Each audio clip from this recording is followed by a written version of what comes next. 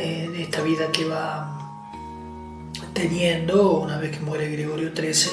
Como vimos, lo eligen, toma el nombre de Sixto V y es una persona que obviamente algunos le dicen bueno que estaba con el bastón cuando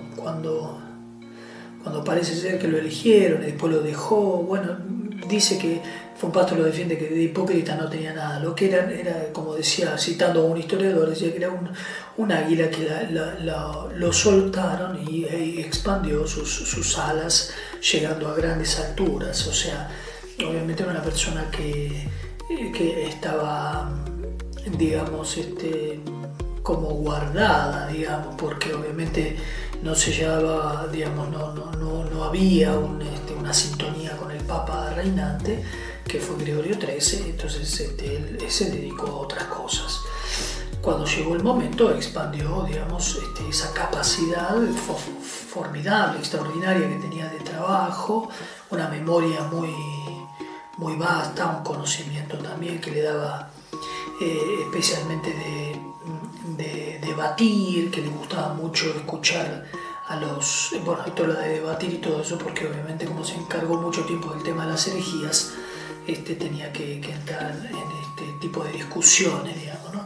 Y le encantaba pasar horas y horas después de la Santa Misa. Se levantaba muy temprano, comía muy rápido, bebía muy rápido y caminaba como 2 horas. Parece ser que no era muy agraciado desde el punto de vista de lo físico, de estatura mediana, parece que tenía varios juanetes, nariz bastante ancha, barba negra con algunas canas, grandes cejas, etc. No era una persona muy bella. Bueno, como siempre Fomparto ve los retratos, los bustos y las estatuas, muchos de Sixto V, igual que otros papas. La Revolución Francesa o algunos protestantes lo fueron como destruyendo estos monumentos que buscaban justamente los del Papa, ¿no? Algunos quedan dentro de los mismos museos y la Biblioteca Vaticana. Sí, ciertamente quería muchísimo a su hermana, Camila, era más grande que él. La hizo vivir muy cerca de Dodici Apostoli, con una pequeña corte muy pequeña. Sí, obviamente hizo a su sobrino, la Púrpura, tenía 15 años, fue creciendo, pero parece ser, muchos obviamente hablaron de, por ejemplo, el cardenal Sartori, que se quejó un poco de nepotismo. Ya no era época de todo esto, pero obviamente este muchacho realmente se portó siendo una excelente jerarquía y senador de la iglesia. O sea, un hombre, un hombre que estaba muy cercano al Papa. También el Papa, por deferencia a quien lo ha ayudado, a San Pío V, puso al cardenal Bonelli, también que lo ayudase, y también a Azzolini. Había sido secretario privado, había ayudado a él en varias ocasiones, pero bueno, a cardenal Bonelli, por una cuestión de salud, aprovechó y se lo sacó de encima, porque era una persona que quería dominarlo. Y obviamente una persona como Sixto V no se lo podía dominar. Era una persona que no tenía consulta, era una persona que sí que pensaba y que reflexionaba, con grandes capacidades y mucha experiencia, pero lo suyo era casi prácticamente decisivo cuando tomaba una decisión y la ejecutaba con toda la fuerza de una voluntad sólida y constante. Sí, ciertamente tenía esta debilidad al hablar mucho, capaz criticar un poco a sus predecesores, como hacía obviamente con Gregorio XIII. Puso en duda su reforma del calendario, que era muy derrochador de dinero, que dejó el tesoro en bancarrota, y que bueno, él era obviamente una persona que era dadivosa, pero siempre hacía las cuentas, porque siempre fue un gran ahorrador, una persona que sabía administrar bien lo suyo.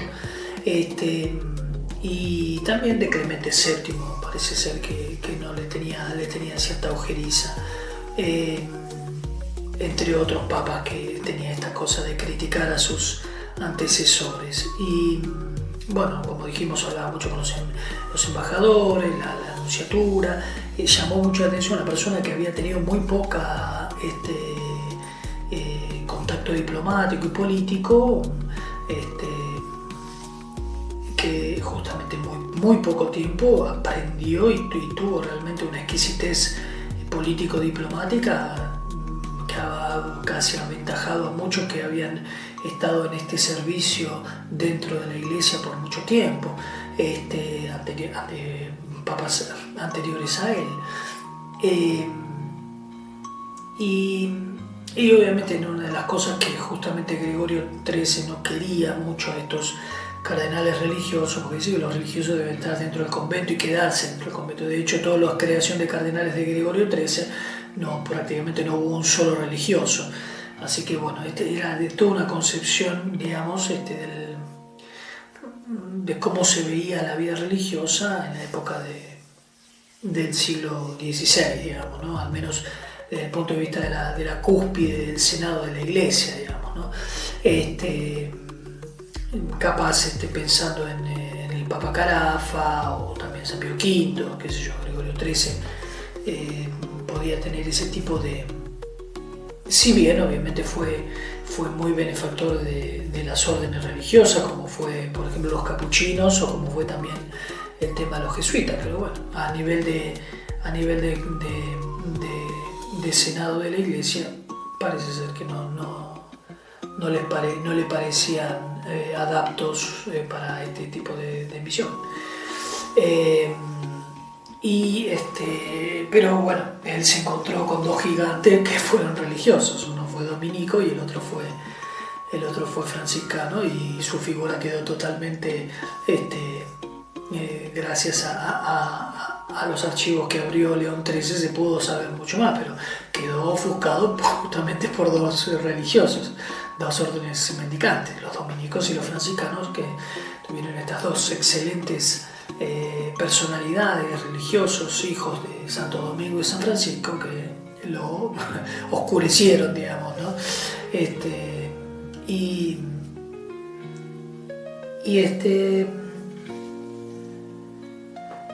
Bueno, es eso, él era una persona que hablaba mucho. Según un embajador de Venecia, uno tenía que ir tanteándolo un poco, ¿no? Porque no había que pedir dádivas porque el Papa no lo daba, pero si uno no pedía, el Papa se adelantaba como era generoso y lo daba, ¿no? Así como era muy riguroso, pero también se conmovía, digamos, hasta las lágrimas entre los mártires, etc. Visitaba las 7 basílicas, las 7 iglesias, recorría como hicieron sus predecesores.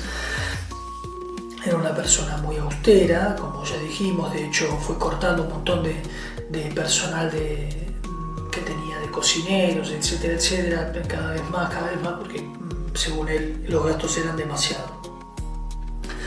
Y esto sí le fue justamente cortando un montón de cosas que se une a su queja de que era muy derrochador el Papa, su anterior pontífice que se ubicaba en la sede de Pedro. Y bueno, no había que contradecirlo, había que siempre tener la deferencia, ¿no? Y él, si bien vivía muy austero, cuando salía era bien vistoso. Él y toda su corte, etcétera, le gustaba mucho, digamos, que se viera, digamos, no él, sino la figura de Pedro, la figura del sucesor de Pedro, el Papa reinante, ¿no?